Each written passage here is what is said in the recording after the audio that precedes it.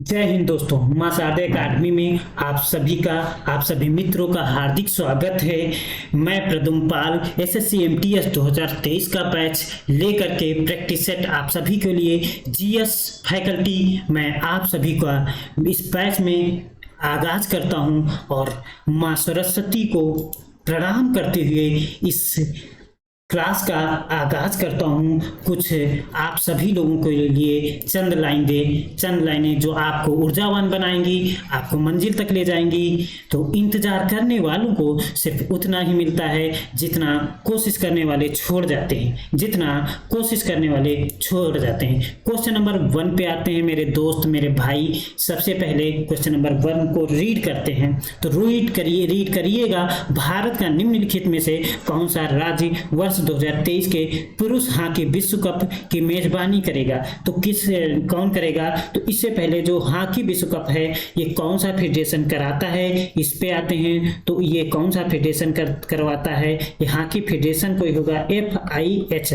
ठीक है, FIH क्या होता है भाई? मैं पहली बार पैड पे लिख रहा हूँ, इस वजह से मेरी राइटिंग और लिख भी नहीं पा रहा हूँ, तो मैं बोलता रहूंगा, आप उसको नोट कीजिएगा।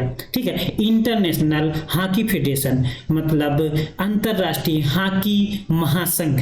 ठीक है, अंतरराष्ट्रीय महासंघ इसको करता है। इसकी स्थापना कब हुई? इसकी स्थापना 7 जनवरी मेरे दोस्त 1924 में हुई थी मेरे दोस्त।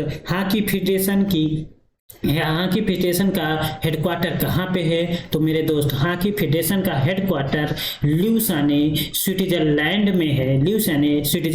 में है। और इसके प्रेजेंट टाइम में जो अध्यक्ष हैं वो कौन है मेरे दोस्त? नारिंदर बत्रा जी हैं। कौन है? नारिंदर बत्रा जी हैं। तो उसके बाद हम क्वेश्चन पे आ जाते हैं। क्वेश्चन में पूछा गया है इस वर्ष 2023 के पुरुष हॉकी विश्व कप की मेजबानी कौन करेगा? तो कौन करेगा मेरे दोस्त?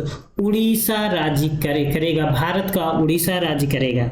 ठीक है, तो ये कौन सा संस्करण था? ये संस्करण कौन सा है? ये 15वां संस्करण है। 15वां संस्करण जब ये है तो ये 14वां संस्करण वो कहाँ हुआ था?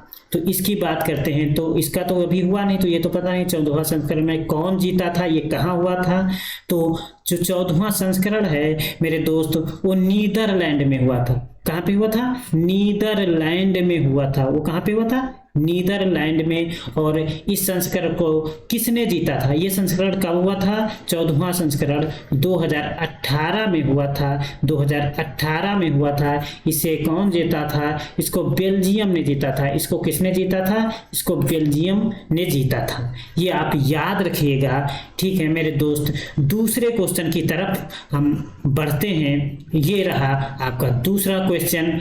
निम्नलिखित में से किस व्यक्तित्व जिसे स्नेह भरे उपनाम नाइटिंगेल ऑफ इंडिया, भारत की स्वर कोकिला के रूप में जाना जाता है, जिनका निधन फरवरी 2023 में हो गया है? तो आप सभी को इनके बारे में पता होगा।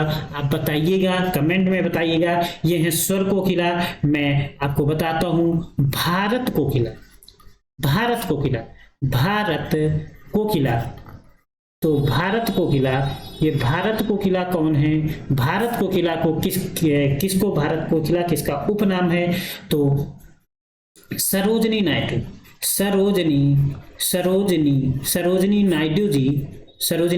नायडू जी का नाम क्या है? भारत कोकिला। अगर क्वेश्चन आता है भारत कोकिला किसका नाम है, किसका उपनाम है, तो सरोजनी नायडू जी का नाम उपनाम है। स्वर कोकिला किसका नाम है? तो स्वर कोकिला लता मंगेशकर जी का उपनाम है। इन्हें नाइटिंगेल ऑफ इंडिया के नाम से मतलब भारत की स्वर कोकिला के नाम से जाना जाता है।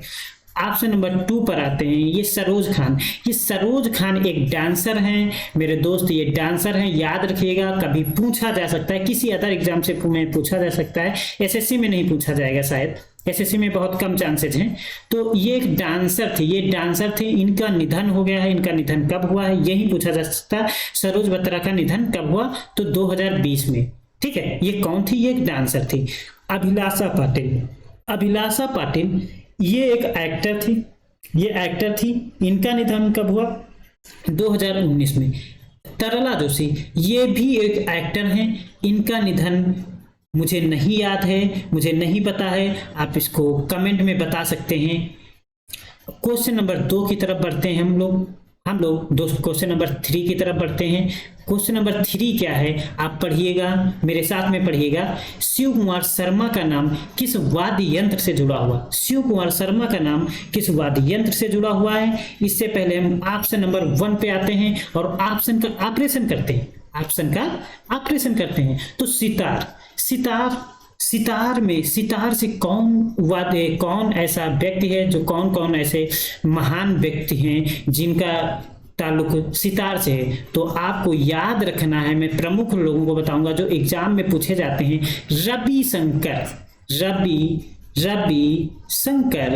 रवि शंकर, ठीक है। और परवेज खान को आपको याद रखना है, ये कई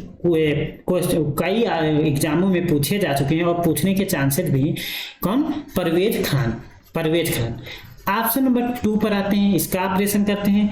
नादस्वरम एक इंस्ट्रूमेंट है जो माउथ से बजाया जाता है। आपने अगर गांव से आप रिलेटेड हैं तो आपको पता होगा, पहले कभी भुपुआ बजाया जाता था, जो माउथ से मतलब वॉइस के सहारे से बजाया जाता था, पौ बोलता था। उसी प्रकार का कुछ इंस्ट्रूमेंट है जो नादस्वरम जिसे बोलते हैं। ये साउथ इंडिया में यूज होता है, साउथ इंडिया का इंस्ट्रूमेंट है, ठीक है। इसकी कोई फेमस पर्सनालिटी नहीं है जो एग्जाम में पूछा जाता हो। संतूर की बात करते हैं तो संतूर में जो सबसे फेमस पर्सनालिटी हैं ये शिव कुमार शर्मा जी हैं। आप इनको याद रखिएगा, ये क्वेश्चन में एग्जाम में आने की पॉसिबिलिटी रहती है, ठीक है। ढोलक से कोई मतलब नहीं था। आपका इस क्वेश्चन का ऑपरेशन हो गया। क्वेश्चन नंबर 4 की तरफ बढ़ते हैं हम लोग। अब क्वेश्चन नंबर 4 की तरफ बढ़ते हैं। कोणार्क नृत्य उत्सव भारत के किस राज्य में मनाया जाता है? कोणार्क नृत्य उत्सव भारत के किस राज्य में मनाया जाता है? तो आपको पता होगा सूर्य कोणार्क मंदिर कहाँ पे है? कोणार्क मंदिर कहाँ पे है? तो कोणार्क मंदिर उड़ीसा में है। उड़ीसा में ही कोणार्क नृत्य उत्सव मनाया जाता है। और अब हम ऑप्शन का ऑपरेशन करते हैं, जो कि सबसे पहले फर्स्ट ऑप्शन पे आते हैं कर्नाटक में कुछ लोक नृत्य की बात करते हैं, जैसे शास्त्रीय नृत्य हैं, लोक नृत्य हैं। यक्षगान, ठीक है, यक्षगान हुआ, ठीक है। यक्षगान आप राइटिंग पे मत जाइएगा, आप मेरी वॉइस से अपना नोट बनाइएगा। करघा, ठीक है। भूतकौल, ठीक है। भूतकोला, ठीक है। भूतकोला, ये इतने आप लिखिएगा बस, ये इंपॉर्टेंट वाले, आपको ज्यादा लिखने की जरूरत नहीं। झारखंड में एक आपको बहुत ज्यादा याद रखने की जरूरत है, ये बहुत पूछा जाता है। जटजटिन, क्या?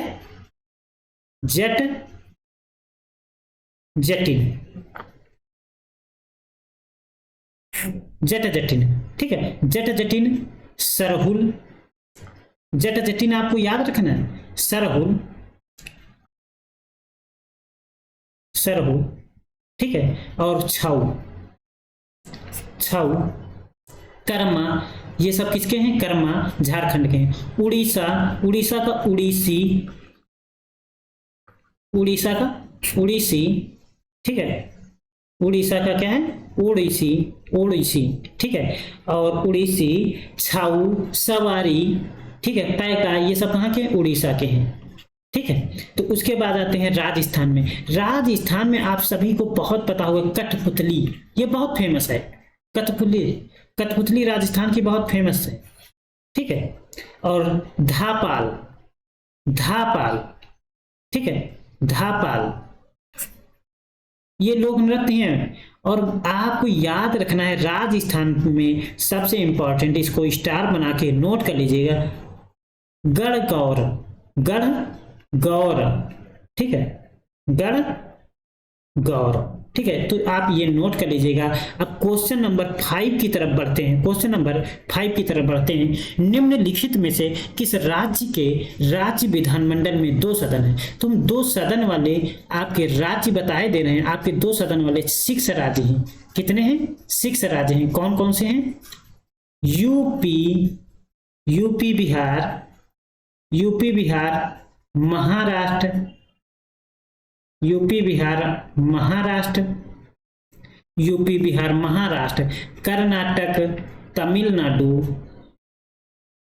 तमिलनाडु, ठीक है, तमिलनाडु और आंध्र प्रदेश, आंध्र प्रदेश। ये आप 6 राज्य याद रखिएगा कि इन सभी में 2 सदन हैं। 2 सदन कौन कौन से हैं? एक है विधानसभा, ठीक है, विधानसभा, और दूसरा सदन कौन सा है? दूसरा सदन कौन सा है? विधान परिषद, विधान परिषद। तो ये दोनों सदन है इन सभी में। बाकी सभी राज्यों में केवल क्या है? केवल विधानसभा है, विधान परिषद नहीं, ठीक है। तो आप याद रखिएगा इन सभी चीजों का, ठीक है। अब क्वेश्चन नंबर 6 की तरफ बढ़ते हैं। क्वेश्चन नंबर 6 की तरफ बढ़ते हैं और ऑप्शन का ऑपरेशन करते हैं। निम्नलिखित में से नदी भारतीय रेगिस्तान की एकमात्र बड़ी नदी है। कौन सी भारतीय रेगिस्तान की एकमात्र बड़ी नदी है? तो सबसे आते हैं पहले कोसी नदी पे। कोसी नदी कहाँ से निकलती है? ये तिब्बत से निकलती है। कहाँ से निकलती है? ये तिब्बत से निकलती है। और ये किस में मिल जाती है? ये गंगा में मिल जाती है भाई, ये गंगा में मिल जाती है, याद रखिएगा, ठीक है। और इसे और क्या बोलते हैं? इसे बिहार का शोक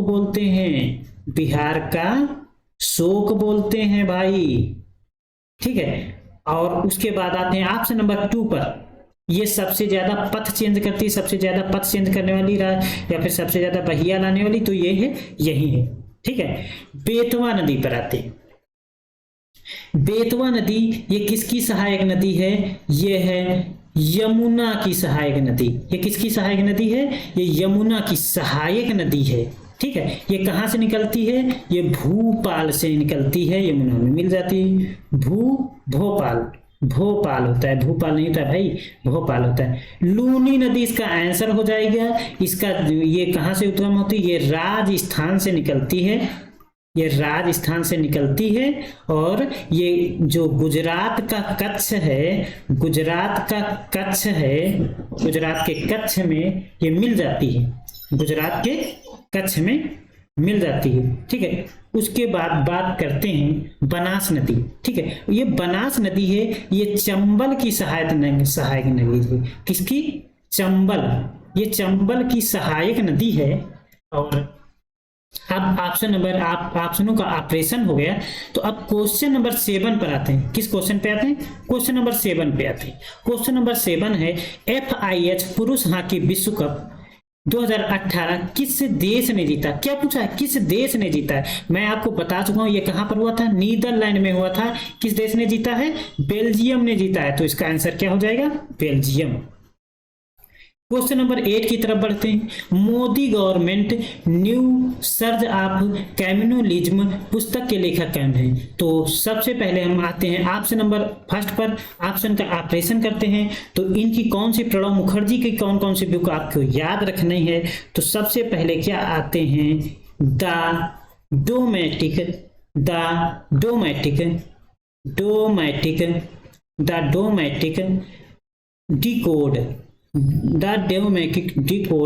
डिकोड द इंदिरा गांधी। ये पहली पुस्तक है, इनकी फेमस बुक है द इंदिरा गांधी, ठीक है, गांधी हिंदी में लिख दिया रहा, ठीक है। उसके बाद इनकी दूसरी पुस्तक आपको याद रखना है, कौन सी? थॉट एंड रिफ्लेक्शन, ठीक है, रिफ्लेक्शन, ठीक है। तो याद रखना है आपको दो बुकें जसवंत सिंह की भी याद रखना है। एक कौन सी है? जिन्ना इंडिया पार्टीशन इंडिपेंडेंस। जिन्ना जैसे जिन्ना हो गए, आई से इंडिया हो गया, पी से पार्टीशन हो गया, और आई से इंडिपेंडेंस हो गया, ठीक है, ये हो गई। और दूसरी बुक का याद रखना है जसवंत सिंह की, आ कॉल टू होनर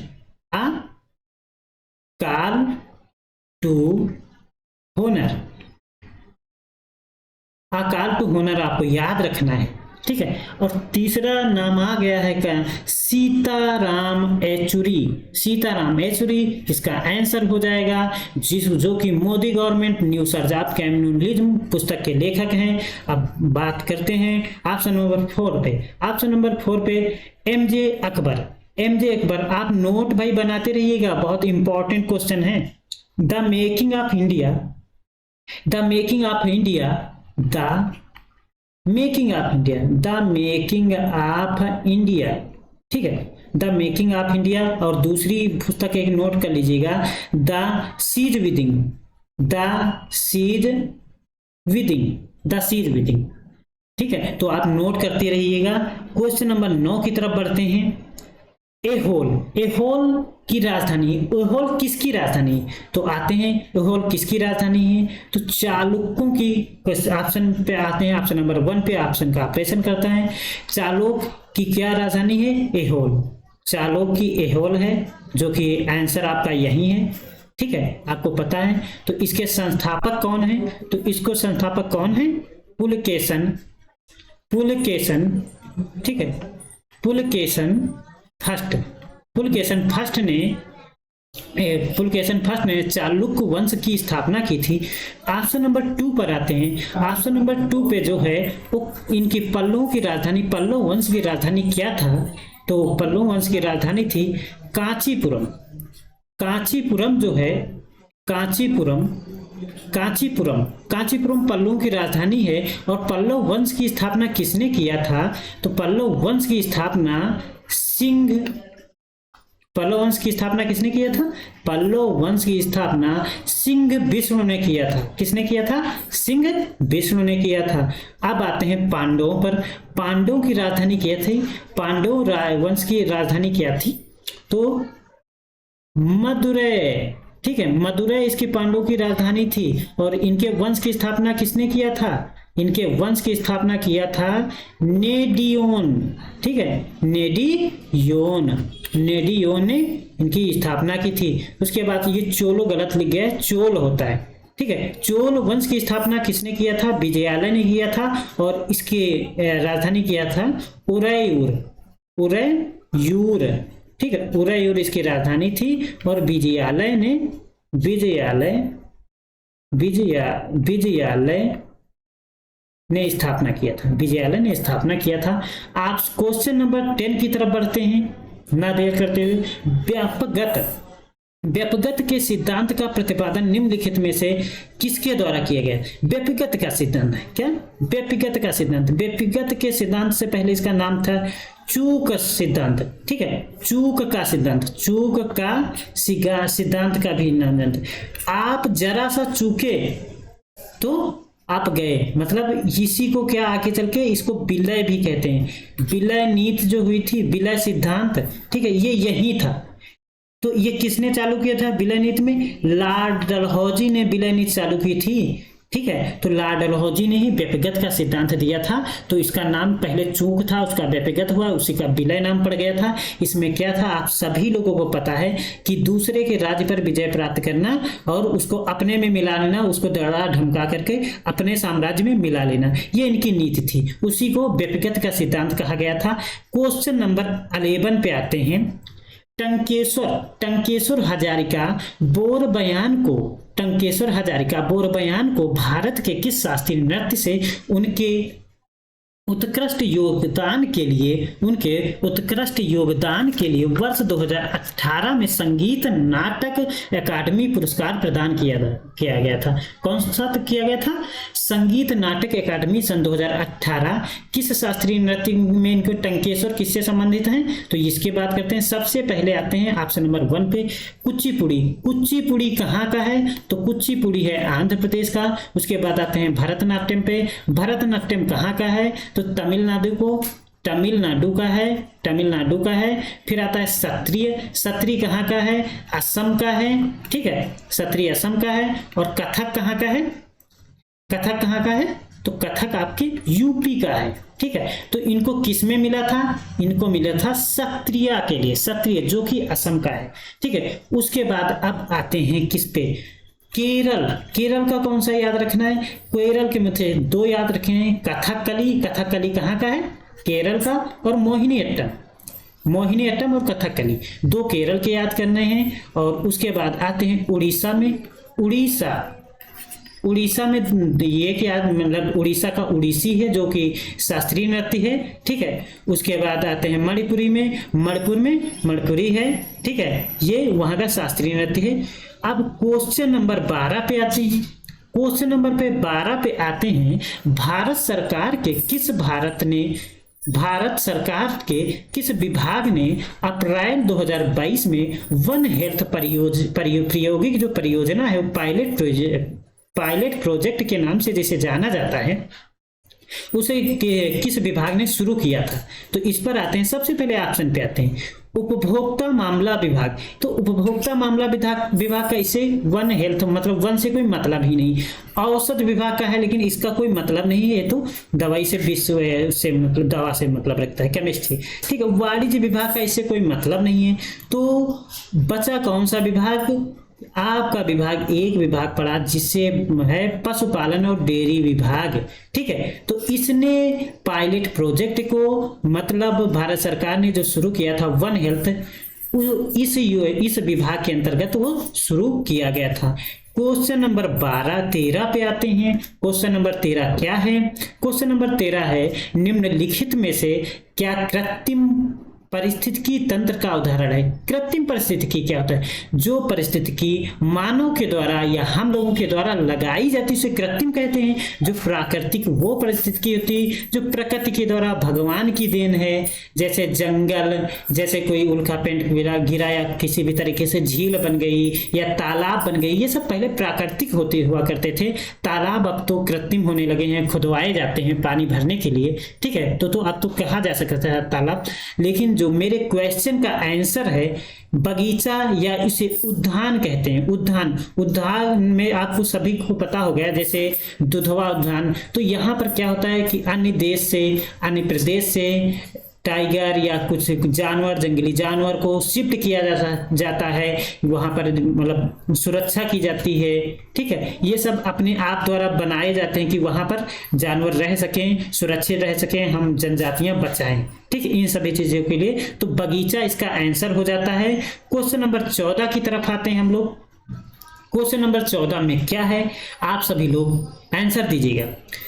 निम्नलिखित में कौन सा पदार्थ पानी में आघुलनशील है? निम्नलिखित में कौन सा पदार्थ पानी में आघुलनशील है? तो आप सभी से सबसे पहले आइएगा ऑप्शन पे आइएगा नमक पानी में घुलनशील है। पानी में जब आप नमक को मिला देते हैं तो क्या पता चलता है? नहीं, ठीक है। तो नमक पानी में घुलनशील है। फिर बात आती चीनी की। चीनी का शरबत बना के पी जाते हैं, क्या अलग अलग दिखता है? नहीं। फिर बात आती दूध का। दूध में पानी मिला देते हैं, क्या आपको दिखता है? नहीं। आपका आंसर होता है चाक पाउडर। आप एक गिलास में पानी भरिएगा, उसमें चाक डाल दीजिएगा, उसके कण अलग अलग हो जाएंगे, बिखर जाएंगे, लेकिन कण बिखर जाएंगे, वो विलेय नहीं होगी, ठीक है। तो आपका आंसर बनता है थर्ड ऑप्शन, चाक पाउडर। ये पानी में आघुलनशील है। क्वेश्चन नंबर 15 की तरफ आते हैं। आप पढ़िएगा, मेरे साथ में आंसर दीजिएगा। मार्च 2022 तक उपलब्ध जानकारी के अनुसार भारत संविधान में भारतीय नागरिकों के कितने मौलिक कर्तव्य थे? क्या मूल संविधान जो आपका था, क्या उसमें मौलिक कर्तव्य थे? नहीं, ठीक है। मूल संविधान में मौलिक कर्तव्य नहीं थे, ठीक है। तो मौलिक कर्तव्य कब ऐड हुए? मौलिक कर्तव्य आपके 42वां संविधान संशोधन, जो 42वां संविधान संशोधन हुआ, ठीक है, जो कि 1976 में हुआ, ठीक है। और इस संविधान संशोधन के तहत स्वर्ण सिंह समिति की सिफारिश पर आप नोट करते रहिएगा, सिफारिश पर 10 मौलिक कर्तव्य 10 मौलिक कर्तव्य जोड़े गए थे। अच्छा, 10 जोड़े गए थे, लेकिन ऑप्शन में 10 है नहीं भाई। ऑप्शन में 5 है, 11 है, 9 है, 3 है, तो 10 से ज्यादा होंगी। तो 11 मैंने मान लिया 11 है, तो फिर 11वां कब जोड़ा गया? एक और कब को जोड़ा गया? तो जो 11वां जोड़ा गया था मेरे दोस्त, मेरे भाई, ठीक है, वो कब जोड़ा गया था? वो 2002 में 86वां नंबर का अमेंडमेंट हुआ था जिसके तहत एक मौलिक कर्तव्य जोड़ा गया था। तो अब प्रेजेंट टाइम में जो हमारे संविधान में है मौलिक कर्तव्य कितने हैं? 11 हैं। याद रखिएगा, मूल संविधान में मौलिक कर्तव्य नहीं थे, ठीक है। मौलिक कर्तव्य 42वें संविधान संशोधन में जोड़े गए थे सौलिक संघ समिति की सिफारिश पर। क्वेश्चन नंबर 16 की तरफ आते हैं। क्वेश्चन नंबर 16 में क्या, आप पढ़िएगा मेरे साथ में, ठीक है। भारत के किस बौद्ध स्थल पर गौतम बुद्ध ने सबसे पहले धर्म प्रचार किया था? तो ऑप्शन नंबर 1 पर आते हैं। ऑप्शन नंबर 1 पे आते हैं। ऑप्शन नंबर 1 है कुशीनगर। अच्छा, कुशीनगर में क्या हुआ था? महापरिनिर्वाण। क्या हुआ था?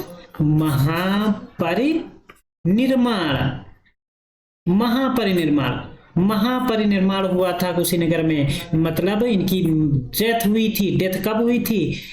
डेथ हुई थी, ठीक है, तो गौतम बुद्ध जी की। और उसके बाद आते हैं, इनकी मृत्यु हो गई थी कुशीनगर में, ठीक है। उसके बाद दूसरे ऑप्शन का कोई मतलब नहीं। दूसरे ऑप्शन में हम कर लेते हैं इनका जन्म कब हुआ था, ठीक है। तो जन्म हुआ था 563 ईस्वी में। 563 ईस्वी में मृत्यु हुई थी 483 में ईस्वी पूर्व में, ठीक है। तो जन्म कहाँ हुआ था? लुम्बिनी में हुआ था। लुम्बिनी में गौतम बुद्ध का जन्म हुआ था। बोधगया में क्या हुआ था? बोधगया में बुद्ध जी को बुद्धि की प्राप्ति हुई थी। ज्ञान की प्राप्ति हुई थी। ज्ञान की प्राप्ति कहाँ हुई थी? ज्ञान की प्राप्ति मेरे भाई, ज्ञान की प्राप्ति बोधगया में हुई थी। सारनाथ में क्या हुआ था? आपका आंसर बनता है सारनाथ। जो आपके धर्म का प्रचार या गौतम बुद्ध की प्रचार हुई थी, धर्म की प्रचार, वो कहाँ से हुई थी? सारनाथ में। सारनाथ में जब ये हुआ था तो उसका नाम क्या दिया गया था? धर्म चक्र परिवर्तन, ठीक है, उसका नाम दिया गया था धर्म चक्र परिवर्तन। आपका क्वेश्चन हो गया। क्वेश्चन नंबर 16 पर आते हैं। 16 नहीं, 17 पे आते हैं। क्वेश्चन नंबर 17 क्या कहता है, आप इस पे बात करिएगा और मेरे साथ में पढ़िएगा और आप इसको नोट करते रहिएगा। ये बहुत इंपॉर्टेंट क्वेश्चन है, आपके एग्जाम्स में पूछे जाएंगे। यहाँ से आपको कुछ ना कुछ जरूर मिलेगा। ये 25 क्वेश्चन नहीं है, मैं 25 क्वेश्चन कराने वाला हूँ। यहाँ पर आपको मिल रहे हैं कम से कम 60 से 70 क्वेश्चन मिल जाएंगे। और आपको ऐसे ही अगर मेरे प्रैक्टिस सेट में आप ज्वाइन रहेंगे तो आपको अच्छा फायदा होगा। मैं ये वादा करता हूँ अगर आज से आप लास्ट पर तक मेरे साथ जुड़े रहें तो आपको 25 में 22 प्लस आपको क्वेश्चंस मिलेंगे, ठीक है। जितना मैं पढ़ाऊंगा उसी से मिलेंगे। अभी तो आप सभी लोगों को, अगर आप मेरी वीडियो को शेयर करते हैं, आपको अच्छा लगता है, कमेंट करते हैं, अगर आप लोग कमेंट में बताते हैं तो मैं आपके लिए जीएस संगम लेकर के आऊंगा। जीएस संगम में लूसेंट का 6 से 7 लेक्चर में पूरा सार होगा और जिससे आपको बहुत महत्वपूर्ण फायदा होगा। वहां से आपके 17 से 18 क्वेश्चन हूबहू फंसेंगे। जो मैं पढ़ाऊंगा जीएस संगम वहीं से फंसेंगे। तो क्वेश्चन नंबर 17 पे आते हैं। क्वेश्चन नंबर 17 क्या है? 1846 में ब्रिटिश साम्राज्य और के बीच लाहौर की संधि पर हस्ताक्षर किए गए थे। ब्रिटिश साम्राज्य और किसके बीच लाहौर की संधि पर हस्ताक्षर हुए थे? तो मैं बता दे रहा हूं, ऑप्शन नंबर 4 महाराजा दिलीप सिंह और ब्रिटिश साम्राज्य के बीच में लाहौर की संधि पर हस्ताक्षर हुए थे 1846 में, ठीक है। क्वेश्चन नंबर 18 की तरफ बढ़ते हैं। क्वेश्चन नंबर 18 को आप मेरे साथ में पढ़िएगा। सरकार द्वारा से लड़ने के लिए अंत्योदय अन्न योजना शुरू की गए थे। अंत्योदय अन्न योजना कब से, ये कब अस्तित्व में आई, कब शुरू की गई थी, इसकी बात करते हैं। तो 25 दिसंबर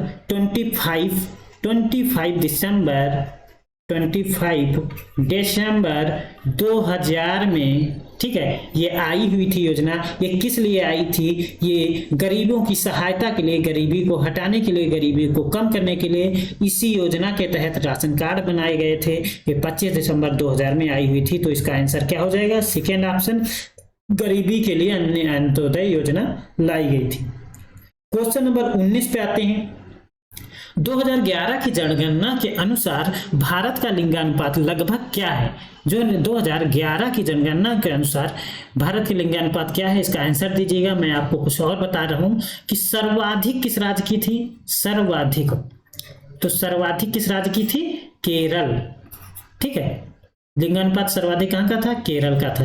केरल का कितना था? 1084, 1084 पुरुषों पे 1084 महिलाएं थी। ठीक है। एंड सबसे कम कहाँ था? सबसे कम का कहाँ का था? तो हरियाणा, HR हरियाणा का था। कितना था?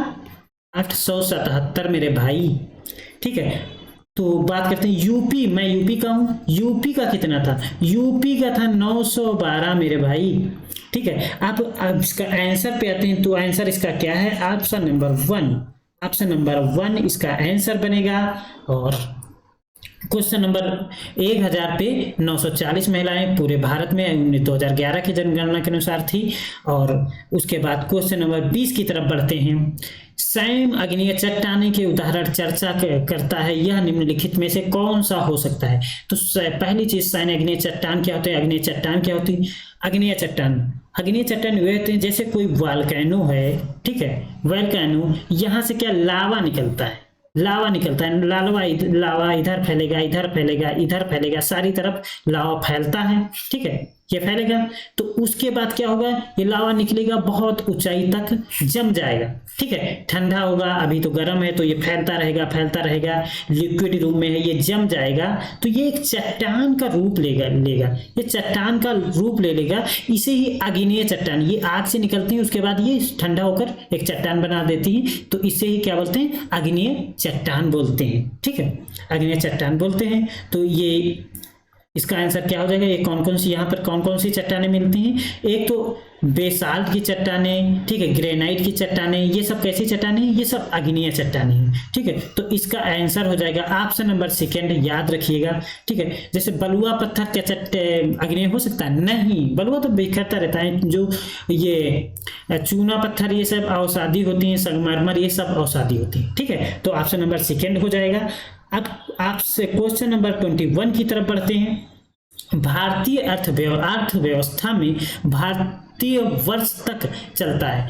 भारतीय अर्थव्यवस्था का जो वित्तीय वर्ष है वो कब से कब तक चलता है? तो इस पर आते हैं। आप ऑप्शन पे आएंगे, ऑप्शन नंबर 1 पे ऑपरेशन करते हैं। 1 जनवरी से 31 में, ये एक साल ही नहीं हो रहा है तो हटा दो इसको। 1 अप्रैल से 30 जून तक हटा दो। 1 जून से 31, ये तो कोई ऑप्शन ही नहीं थे, तो इसका आंसर हो जाएगा 4th ऑप्शन। क्वेश्चन नंबर 22 की तरफ बढ़ते हैं। याद रखिएगा, ये क्वेश्चन बहुत महत्वपूर्ण है। मेरी वीडियो को आप शेयर कीजिएगा मेरे भाई। आपको इससे आगे आने वाले जो प्रैक्टिस सेट होंगे उससे बहुत अच्छा कंटेंट लेकर के आना होगा। मुझे बहुत अच्छा, आपको इस वीडियो से कुछ ना कुछ जरूर मिलेगा। 22 में आते हैं। क्वेश्चन नंबर 22, उड़ीसी नृत्य शैली मूल रूप से किस राज्य से संबंधित है? आपको मैं ये क्वेश्चन बता चुका हूँ। उड़ीसी कहाँ से है? तो उड़ीसा से, इसका आंसर हो जाएगा उड़ीसा। ठीक है। आंध्र प्रदेश का शास्त्रीय नृत्य आपको मैं बता चुका हूँ। AP का क्या था? कुचिपुड़ी था। ठीक है। तमिलनाडु का भरतनाट्यम था। केरल का भी बता चुका हूँ, मोहिनीअट्टम, कथकली, ये सब शास्त्रीय नृत्य हैं। ये कहाँ के? तो याद रखिएगा, जितनी बार आप बोलेंगे, जितनी बार याद करेंगे, उतनी बार आपको याद रहेगा। क्वेश्चन नंबर 23 की तरफ आते हैं। क्वेश्चन नंबर 23 क्या बताता है?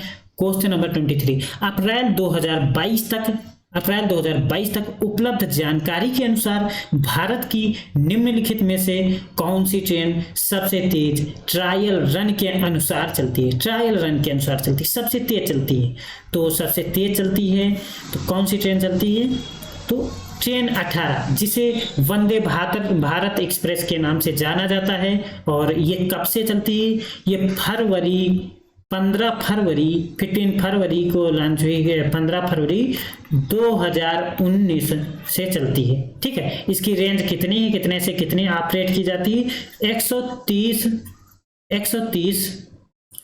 टू 160 किलोमीटर प्रति घंटा। 130 से 160 किलोमीटर प्रति घंटा की रेंज से चलती है। ठीक है। और क्वेश्चन नंबर 24 की तरफ बढ़ते हैं। और इसमें कुछ बताना है। ट्रेन 18 में, हाँ, ये कहाँ से कहाँ तक जब सबसे पहले चली थी, ये भी क्वेश्चन पूछ लिया जाता है कभी।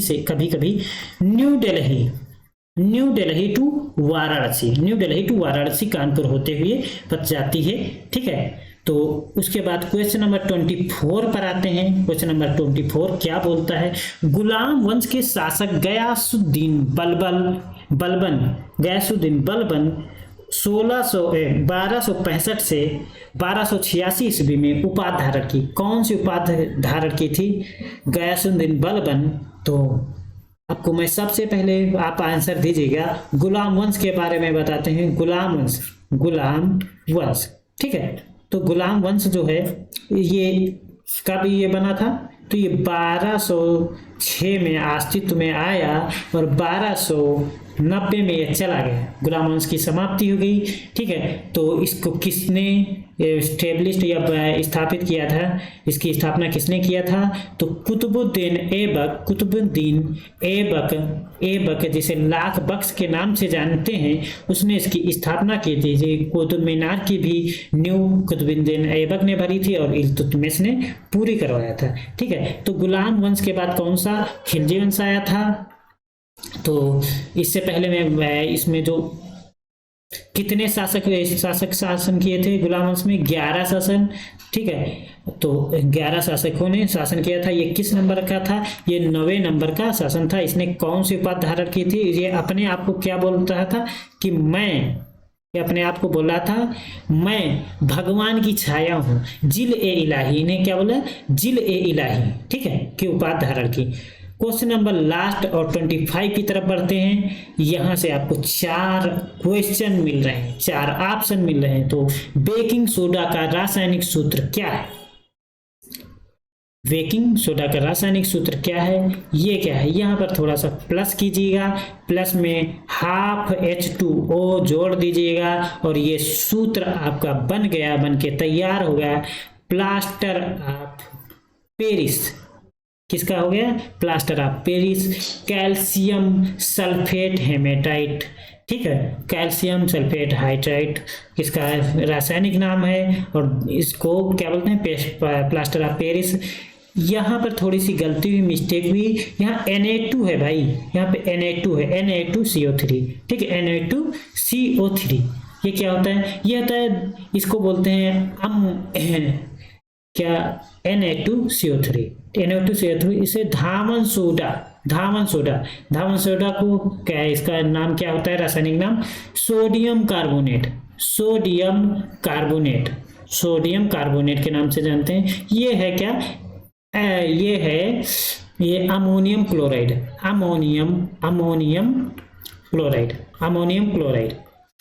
ठीक है, अमोनियम क्लोराइड। और इसे किस नाम से जानते हैं? नवसादर। इसको और किस नाम से जानते हैं? नवसादर के नाम से जानते हैं, ठीक है। ये आपका आंसर हो गया। इसे बेकिंग सोडा के नाम से जानते हैं और इसको धामन सोडा के नाम से जानते हैं, Na4CO3। इसका रासायनिक नाम है sodium bicarbonate, NaHCO3, sodium bicarbonate, ठीक है। थैंक यू दोस्तों, मेरी क्लास यहीं पर इसका सत्र अवसान करते हैं। कल नेक्स्ट क्लास में मिलेंगे आपको नेक्स्ट ऊर्जा के साथ। बहुत अच्छा कंटेंट लेकर के आप सभी के सामने प्रस्तुत करेंगे और आपको मैं वादा करता हूँ आप सभी को कि यहाँ से आपको अच्छा फायदा मिलेगा। आप मेरे चैनल से जुड़े रहिएगा, आप इसको सब्सक्राइब कीजिएगा प्लीज़। कम से कम 2 से 4 अपने दोस्तों के पास शेयर कीजिएगा और लाइक कीजिए, कमेंट कीजिएगा। अगर कोई गलती आ रही है, अगर आपको लग रहा है कोई इम्प्रूवमेंट, तो आप ज़रूर मुझे मैसेज करके बताइएगा, क्योंकि मैं अभी ऑनलाइन पैनल पे पढ़ाया हूँ, ठीक है। उसके बाद कुछ दिनों से नहीं पढ़ा रहा था, ऑफलाइन ही पढ़ा रहा था। हम लोगों ने ये आप लोगों को अच्छा मैं देख रहा था कैसे आप सभी बहुत दूर तक या आप सभी लोगों को फ्री में पढ़ाया जाए, तो ये YouTube चैनल का माध्यम चुना। और जितने भी आपको इस बैच में फैकल्टी मिलेंगी बहुत अच्छी मिलेंगी। आपको जो इंग्लिश पढ़ाने वाले हैं वो अजीत सर हैं। अजीत सर इंग्लिश के बारे में बहुत अच्छे टीचर हैं और बहुत अच्छा नॉलेज रखते हैं। आप उनसे पढ़िएगा और आपका पक्का है, मैं तो अजीत सर ही बता सकते हैं कितने क्वेश्चन वो हूबहू फंसाएंगे आपके। वो आपको प्रैक्टिस सेट ही करवाएंगे, लेकिन बहुत अच्छे टीचर हैं। ठीक है। तो मेरी से इसको वीडियो को आप शेयर कीजिए, लाइक कीजिए, सब्सक्राइब कीजिए। और मैं शुरुआत में अभी आप लोगों का बेफालतू में टाइम वेस्ट नहीं करना चाहता हूँ। ठीक है, थैंक यू दोस्तों, धन्यवाद, बाय बाय।